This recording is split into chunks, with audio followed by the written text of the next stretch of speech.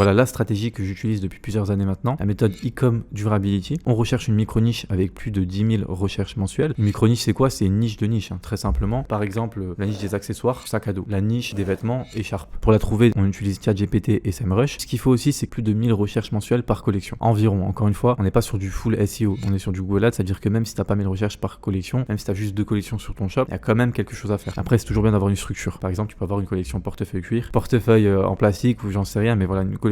Évidemment, il faudra rechercher avant ce que les gens veulent. On se positionne par rapport au marché. On n'invente pas un produit gadget de la Chine et on le met pas en pub sur Facebook Ads, là où les gens vont scroller. 5 collections, 10 produits par collection, c'est très bien, ça nous fait à peu près 50 produits sur notre site. On cherche à avoir un CPC moyen en dessous des 35 centimes, donc le coût par clic moyen qu'on va payer pour un client. C'est-à-dire que si on est autour des 35 centimes, pour 100 personnes qui vont arriver sur notre site, on va payer 35 euros. 0,35 fois 100 égale 35 euros. Et l'idée, c'est pas d'avoir un CPC trop élevé. Après, encore une fois, ça dépend du prix de vente de ton produit. Si tu vends un produit à 1000 euros, bah, c'est ok d'avoir un CPC à 1 euro parce que 100 euros, ça va te ramener 100 visiteurs. Si derrière tu fais une conversion au bout de 200, 300 visiteurs, tu seras quand même rentable. Grosse marge, très très important. Arrêtez de faire du x2. x2,5, c'est le strict minimum et encore, c'est quand tu fais du high ticket, mais cherchez le x3, x4, x5, il n'y a pas de limite. Si vous pouvez faire du x10 sans que vous vendez un produit de qualité que les clients sont contents, magnifique, vous êtes sur une pépite. Donc faites des grosses marges. Derrière, sourcer des produits de bonne qualité, c'est très important. On est basé sur de la récurrence client ici. C'est-à-dire qu'on va lancer notre micro-niche, on ne sera pas rentable jour 1. On ne sera pas rentable semaine 1. On peut être rentable au bout d'un mois et demi. Ok, donc c'est super important d'avoir des produits de qualité parce qu'on est basé sur